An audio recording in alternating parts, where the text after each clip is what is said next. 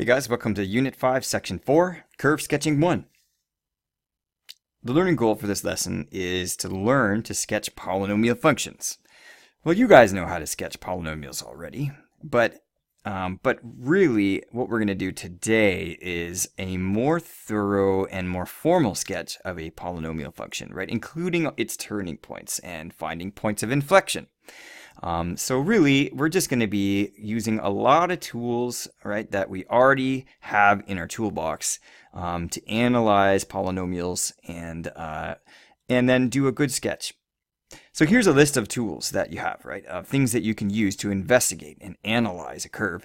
First of all, the domain, right? You can check the domain of your polynomial. Well, obviously the domain of a polynomial is just all real numbers, so that's no biggie. But if you were working with a rational or a root function or a logarithmic function, there are some other things to think about there, right? And we'll get to those eventually, but for the purposes of this lesson, we can skip over those and come back to those later. The intercepts, right? So we can find the intercepts, and that gives us some points to sketch with, right? It's nice to have a few easy points, and of course, finding the x-intercepts isn't always easy for a polynomial, but it's just a matter usually of factoring or using quadratic formula, or even using graphing software if we need to in order to find our intercepts. But really, for our purposes, you'll be able to factor these and, or at worst, use the quadratic formula to find an intercept or two. Rational functions, right? Of course, there's different ways of finding intercepts for different functions, but the y-intercept as well, right? Of course, we just set x to 0. That one's always nice and easy.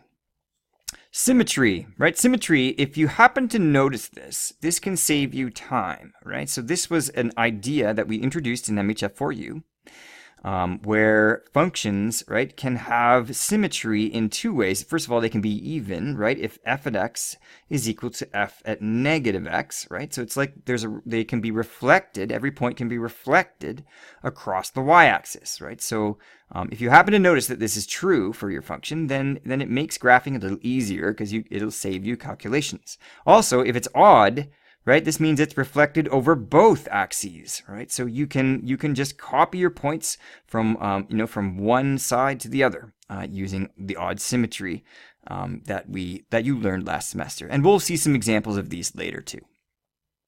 Asymptotes, right? So asymptotes, of course, this is for rational functions and one or two other things that we'll see. So for our purposes, we can skip this one for today, but this is a good point in your algorithm, right, to do that. Then we get to the derivatives, which is where all the real fun begins, right?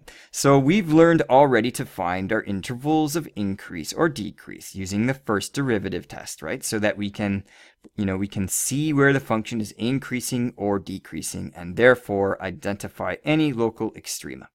And of course, this always works, right, for any function. So it's the second derivative that sometimes can be a little bit inconclusive for testing our critical numbers. So I always recommend to start with your first derivative, test your critical numbers, and also identify and write your intervals of increase and decrease in that step. Once you're done that, it's time to find concavity, right? So you can compute your second derivative, check for any critical points, or in other words, check for places where concavity changes by finding where f double prime is 0 or does not exist, right? And once you have those points, then you can again create a sign chart for f double prime to give you the intervals of concavity, points of inflection, or any other special features that might emerge. And eventually, you can determine asymptote behavior with this step as well, which is very handy.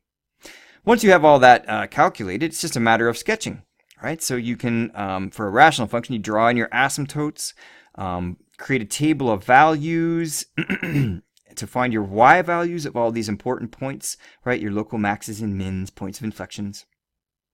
Plot your intercepts, extrema, and points of inflection. Rough in your asymptote behavior. We'll see that later. And finally, sketch your curve and pat yourself on the back because you just did a lot of work. So really, these are all familiar skills for you at this point, and it's just a matter now of using them in the right context and interpreting things correctly. So let's do example 1, which says sketch f at x equals x cubed minus 6x squared plus 9x minus 4. Now just before we start this example, pause the video and grab one of these sheets if you don't have one. Okay, so now that you have this, what is it?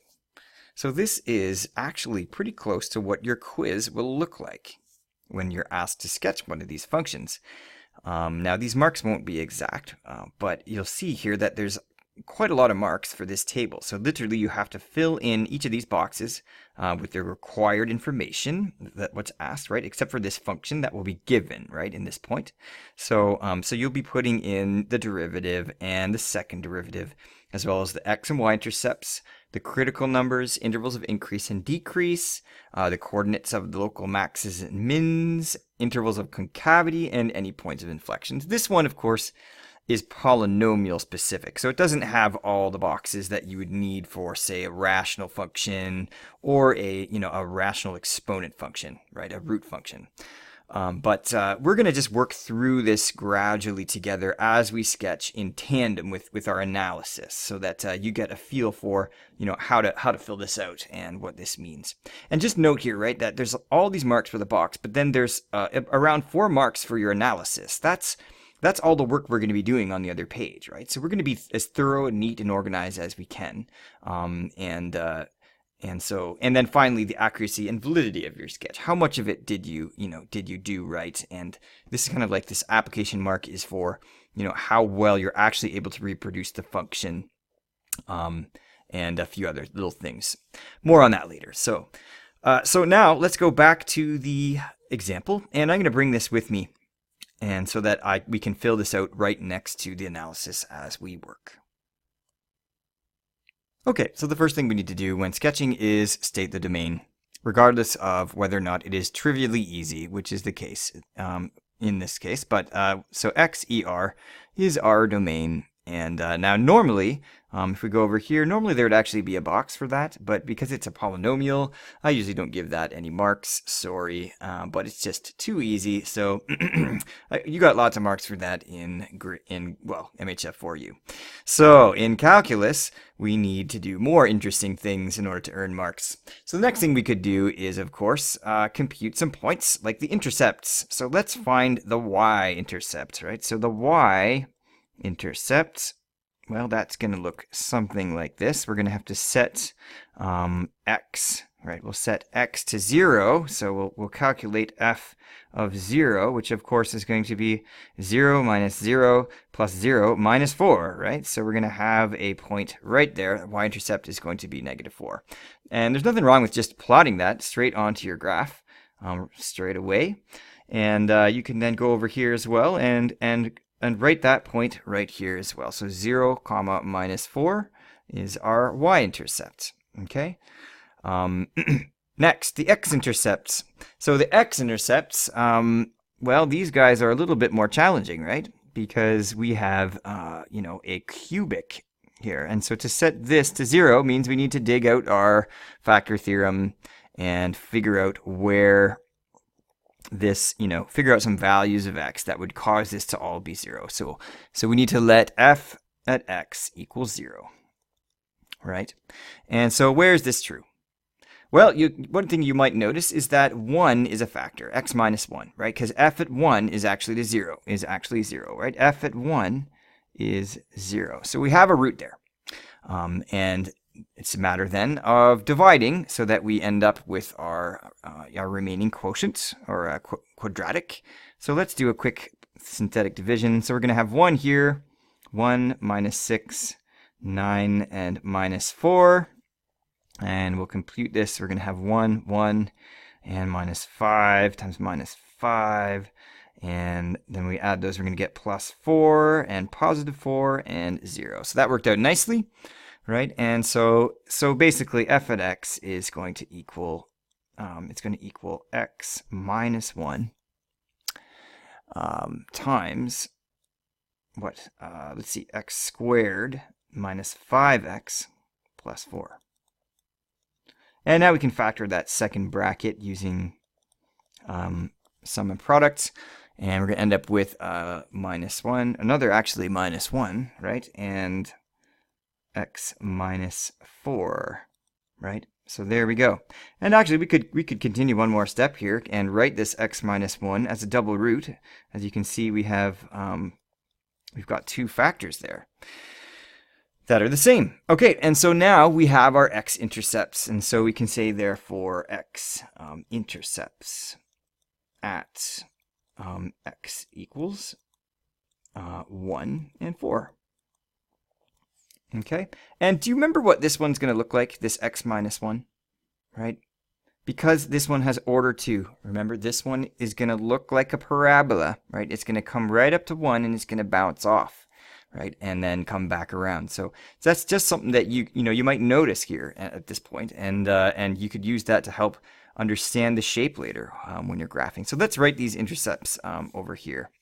And of course, we're going to have 1, 0 and 4, 0. And you could even just list the x values here. You don't have to write these as coordinates, but yeah, just be careful if you do write them as coordinates, because it's amazing how many people, even in calculus, will get these in reverse and lose some marks for those trivially easy boxes. So just be careful. Okay, what's next? Well, actually, before we move on, we could just plot those. Nothing wrong with that. We're going to have an intercept here, right, at 1, and another one at 4. So we'll put those out, and or you could wait to the end, right after you've got everything analyzed. But it's kind of nice to see it materialize slowly as you go. All right, so now what we've done is we've done the domain, we've done the intercepts. Is it symmetrical? Well, if you look at this, remember that, for polynomials, really you only get an odd function if every exponent is odd, right? So because we have this x squared term, it's not odd. And if it were even, really you're looking for a bunch of even numbered exponents, right? It would have to be like x to the 4th minus 6x squared. But here we have this x to the 1 and of course x cubed. And so we don't have odd or even. So that's not going to save us any time. And we know this is a cubic, right? So cubics are really only going to be odd if they kind of center themselves around the origin, right? If they go through 0, 0. But in any case, we can skip that and move on. Of course, there's no asymptotes, right? So it's a matter of now launching into our derivatives, and we'll start with finding our intervals of increase and decrease, our critical numbers, and then identifying local extrema. So let's start with that. All right, so f prime of x is going to be equal to, really, it's going to be equal to 3x squared, right? 3x squared. Looking back up here a little bit. Yep, minus 12x plus 9. Right? So there it is. Let's factor it. So if we can, we'll factor it, right? We can take a 3 out of this. And we're going to end up with, x squared minus 4x plus 3. And sometimes it's a little easier to see how it factors when you common factor out something like that. And you can see here, right, this is going to factor to x minus 1 and x minus 3. Okay, and so now we're ready to see the roots here, right? So we could say let f prime of x equals 0, and doing so gives us the following critical numbers, right? We're going to get a 1 and a 3, and those are the points we need to investigate for local maxes, mins, or saddle points, right? Okay, so let's make our interval charts, right? And this is our first derivative test here. It's going to also give us our intervals of increase and decrease, which is nice. Give me my red underline. There we go. Okay, so let's create a number line, right, as follows. In fact, I want to keep this kind of over to the left so we have another column that's available soon here. And we'll put 1 here, 3 here, and we'll list our factors, which are going to be x minus 1, x minus 3. And we'll check f prime and consequently what f is doing. Okay, so there is our our sign chart. And of course, far to the left here, negative infinity, we're going to have a negative and a negative, so it's going to be positive, and which means that f is going up. And then in between 1 and 2, right, this one is going to be positive, right? But this x minus 3, that's still going to be negative because 2 is not going to beat that minus 3. And so now we're going to have negative, and the function's going down. And then finally, we have all positive, right, over here when we put very large x's in. And so we have a positive function, and we're going up, right?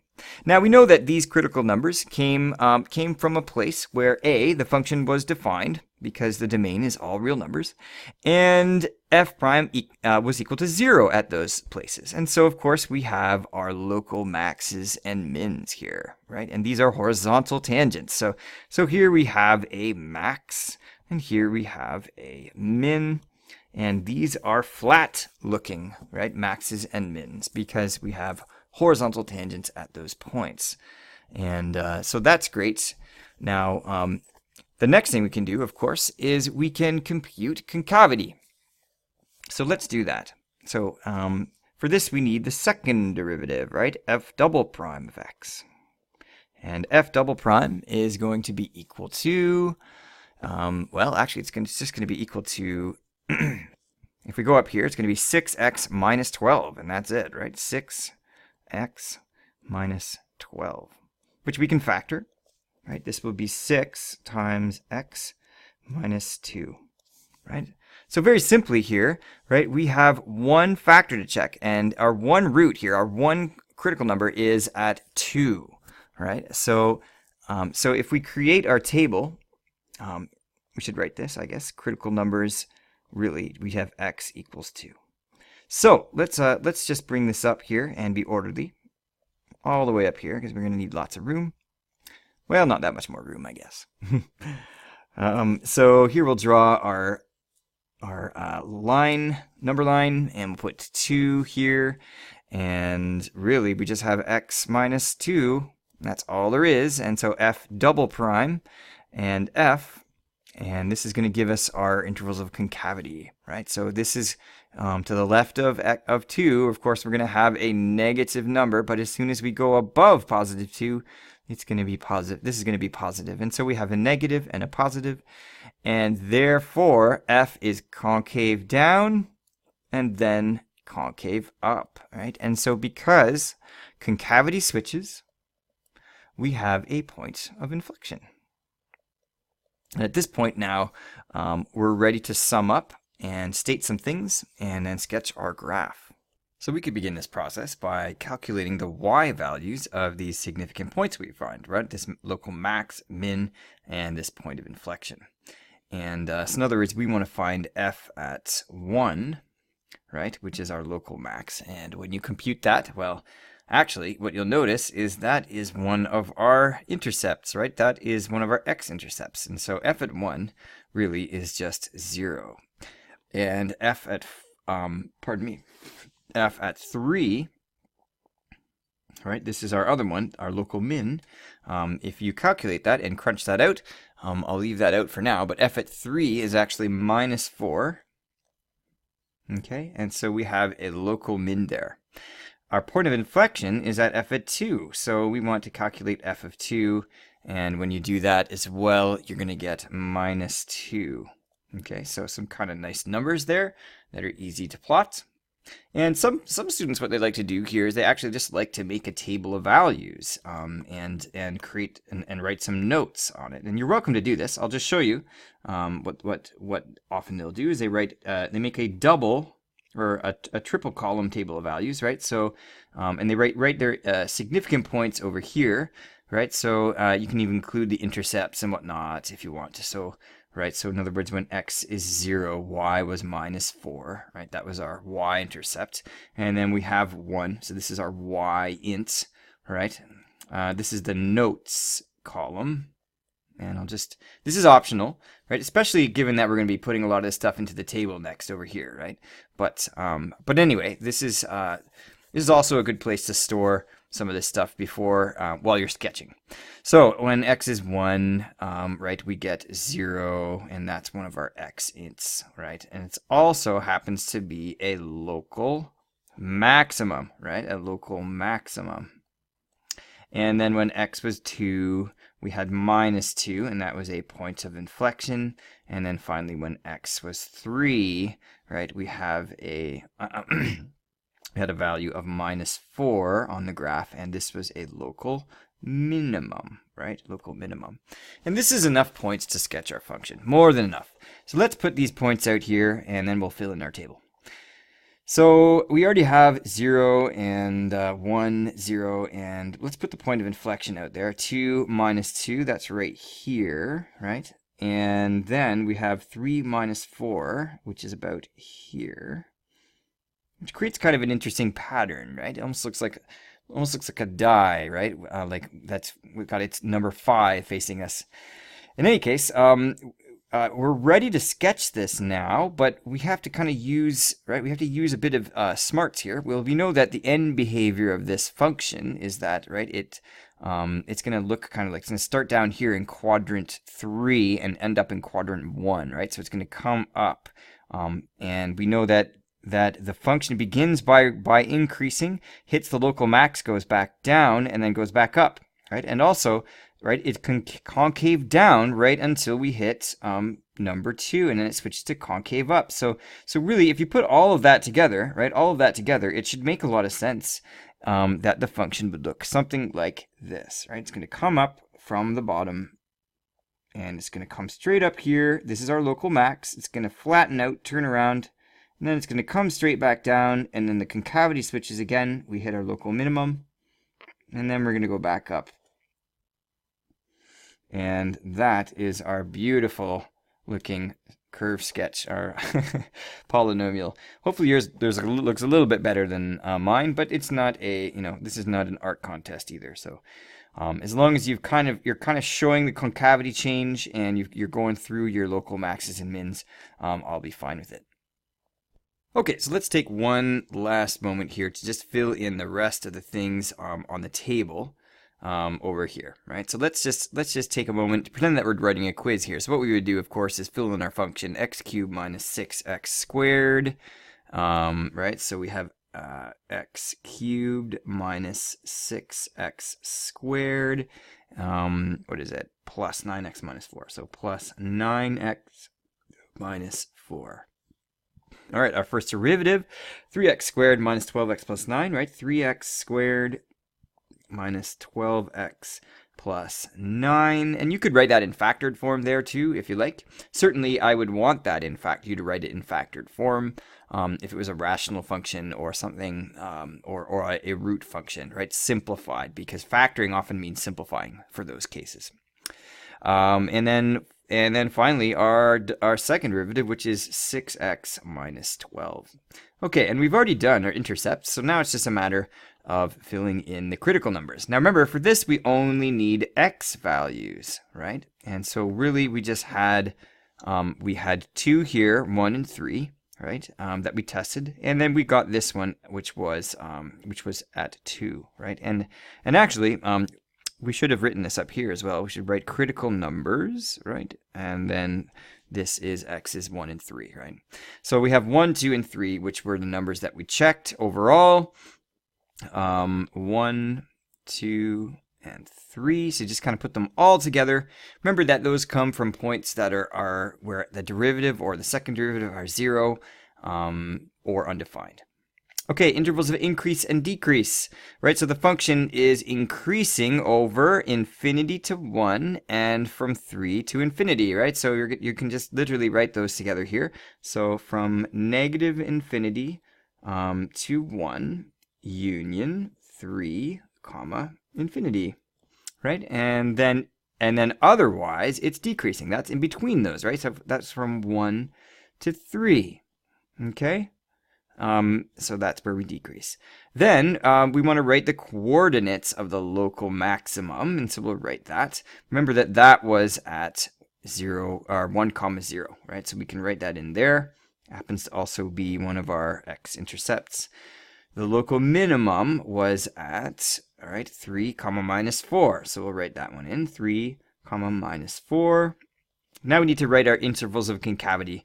And if you remember, the point of inflection was at 2 comma minus 2, right? So we could actually write that first and then use that to help write our concavity, or intervals of concavity. So this was concave down on the left side, right? All the way up to positive 2, and concave up from 2 to infinity.